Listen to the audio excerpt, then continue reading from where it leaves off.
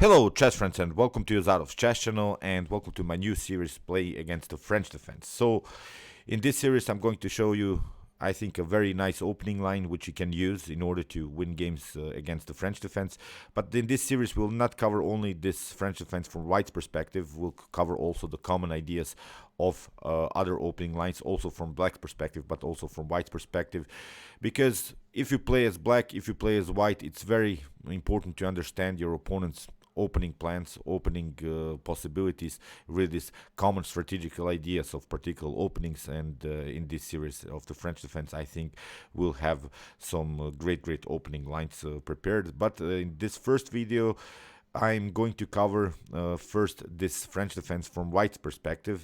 Here I wanted to show you really a good opening line which you can use from White's perspective to play against the French defense, because it can be really sometimes annoying to play against these static setups of the French defense, going into a positional battle. Then you go maybe play 50-60 moves, but still the position hasn't improved. Still you have to maneuver many pieces.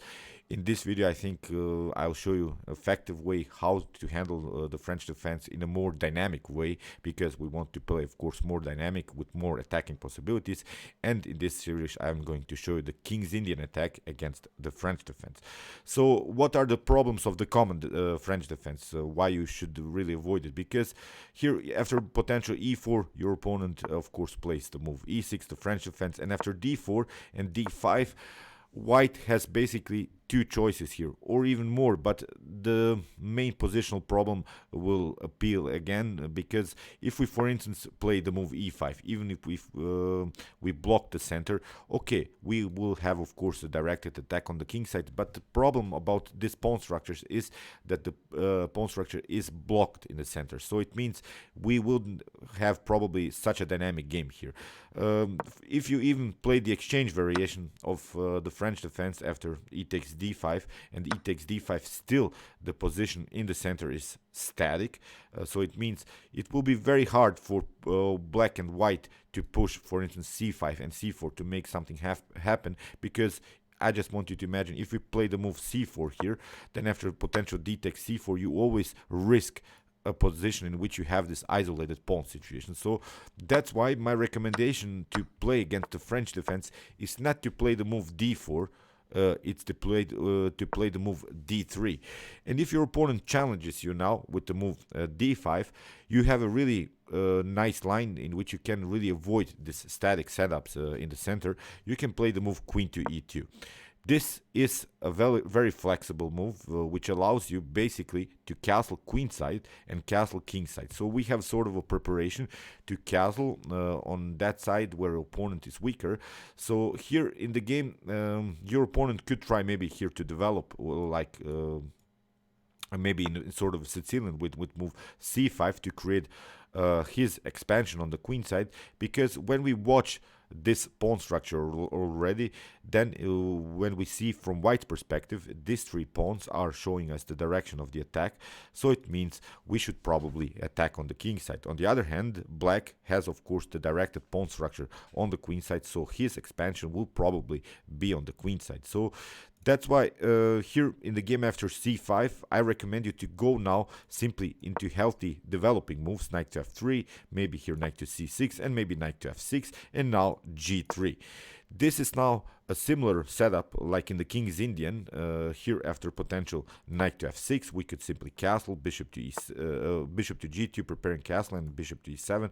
Now finally maybe to kingside castle. So the first instructive game in this setups is a game played by Magnus Carlsen against Ding Liren. Here we have, after castling by Carlsen, Ding Liren also castled. And let's evaluate the positional strength that we have here. As I said, we have this advanced pawn on e4. Our main goal is to create an attack on the king side, because that's our direction of the attack. As I said, Black will coordinate the attack on the queen side. The main strategical element you see is now to play the move e5. Now the position is blocked in the center, like in these examples here when we played maybe here d4 and d5. But the new position after the move e5 is in which we kick away this knight to an f6. So Here after e5, you see we have a new position in which your opponent has now the knight on d7. And most of the times you see that in the French defense, black will stay with the king in the center. But now after castling, we have a new position in which black doesn't have any more defenders in front of the king. So this knight is deflected from the defense of the king. So you see there's no bishop, there's no knight in front of black's king.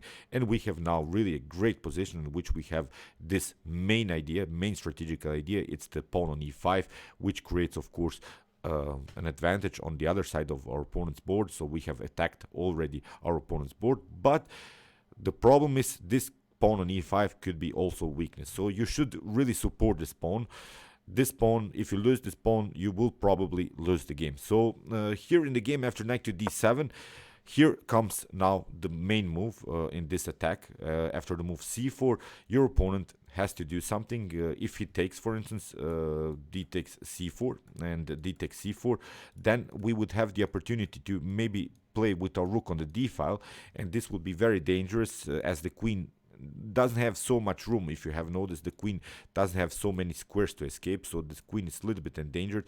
After the move c4, here Ding Liren played the move d4, close now the center. Even if, as I said, b takes c4 happens, still we have d takes c4, and if your opponent tries something like knight to d4, we can simply take knight takes d4, and after rook to d1, again black risks this position in which he has maybe this isolated pawn situation. So after the move c4, as I said, Ding Liren played the move d4. And if we evaluate again our strength, as I said, we want to attack the king side. So that's why rook to e1 really supporting now our e5. That's our main attacking plan. Here we have rook to b8 by Ding, and now h4. So this pawn structure in the center allows us now to create really some flank attacks, because in the center nothing can happen. So flank attacks basically are possible when your opponent has no counterplay in the center. So after the move d4, Ding Liren really blocked out the center, and now it leaves Magnus Carlsen the opportunity to attack in a fast fashion. Here in the game, b5 play by Ding. We have c takes b5 and rook takes b5, but now knight to a3. Very important move, attacking the rook, rook to b8, and now knight to c4. Again, we are cementing the center. We are not allowing the position in the center to be broken, to be opened, because we want to continue our flank attack on the king side. h5, maybe h6 even is the possibility. Knight to b6, b3. We want, of course, to keep the position on the queen side compact, really firm pawn structure. Here after knight takes c, we have b takes c4, and basically nothing has changed dramatically, because still we have really a good pawn structure, a healthy one, with now our further possibilities to create this attack on the king side. So rook to b6, knight to g5, very annoying move here by Magnus Carlsen, of course, with preparations to play queen to h5. You see the lack of defenders. That's why this e5 in this particular move was very important to get this knight deflected. And now you see Ding has problems here, has a lack of defender in front of the king. So here h6, another problem, knight to h3. We want to remaneuver our knight. Still, this knight could be very dangerous even from the square h5. So bishop to b7, queen to g4, and now king to h8, queen to h5 play by Magnus, and now queen to e8, and Magnus simply sacrificed the bishop. If g takes h6 happens, still we would have some queen takes h6 after king to g8. I think rook to e4, rook to g4 is now the main threat here that white has prepared. So you see how dangerous this attack was. Basically, Ding didn't have counterplay, but that was all possible because we have created this King's Indian attack. Sort of our opponent castled into our attack. That's really a great game here by Magnus. Here in the game, f5 was played, but not a problem. Here after trades of queens, now bishop to d2, not a problem. We're continuing now the game with one pawn up. Nothing has changed. Here, king to g8 was played, and now knight to f4. Very nice square for the knight. We have king to f7, bishop to f3, with some possibilities to play some dangerous checks. g6, we have rook to b1, trying to trade off the queen, to trade off the rooks, because we're a pawn up. We can go now into a favorable endgame. Rook takes b, and now bishop to a8, not a problem. Here we have h5, g5 attacking the knight, but now knight to g6, bishop to d8, and now rook to b5. Magnus is using now all of the pieces in the attack. Now the main target is of course the c5. We have g4, not a problem. We can simply hide, and now after bishop to b6 comes this very nice threat to play the move a5, and in this position Dean Gliren even resigned because there's no way that he can protect everything. We can simply play a5. After the bishop moves, we would simply grab this c5 pawn, and this was, I think, a very easy game to understand. Let's go back. Here was really the setup after this move e5. You see, we haven't blocked out the pawn structure in the center like in this common French defense setups, e4, d4. We have played only the move d3, but still we continue with our main plan to push this pawn on e5. So here, let's see now another example. Here again, a similar position after the move e5.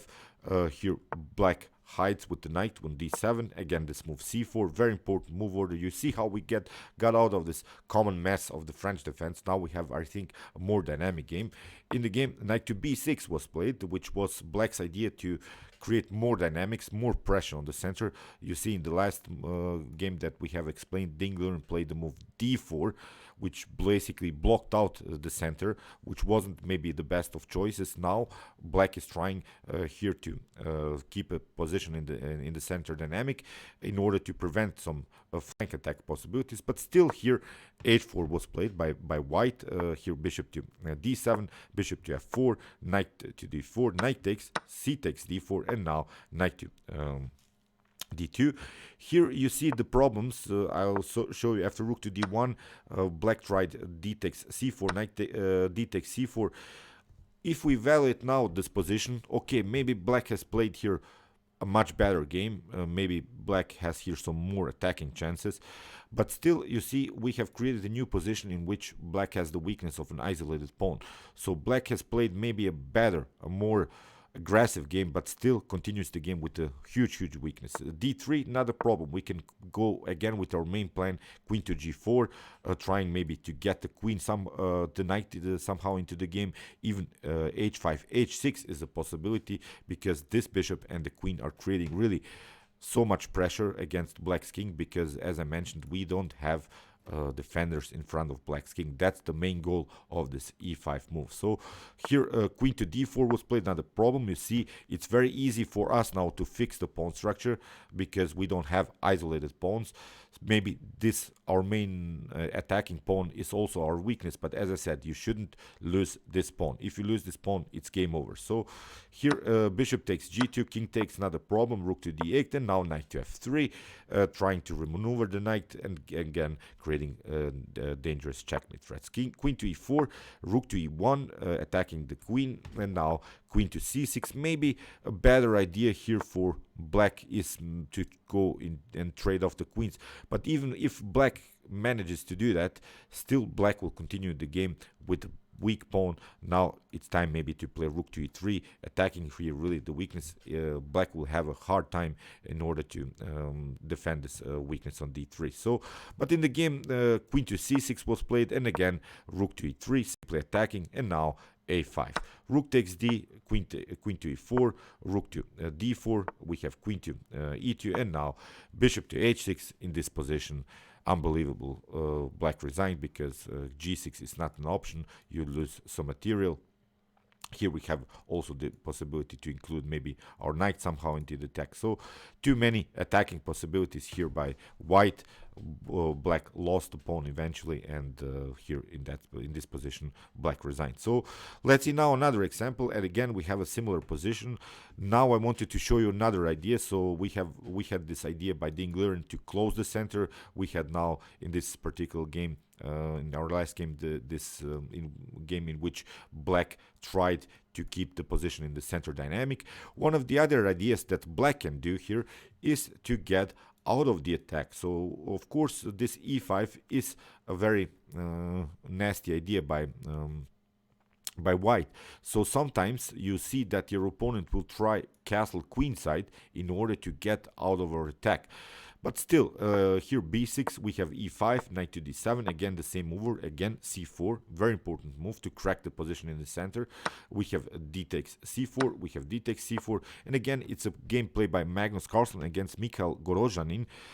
Here Magnus continued with knight to c3, h6, we have rook to d1. You see, when black opens the center too early, you see there are some tactical threats on the d file. So here a6 was played. Magnus continued again with our main plan to play h4, h5. Here we have again maybe queen to g4, bishop takes h6 ideas.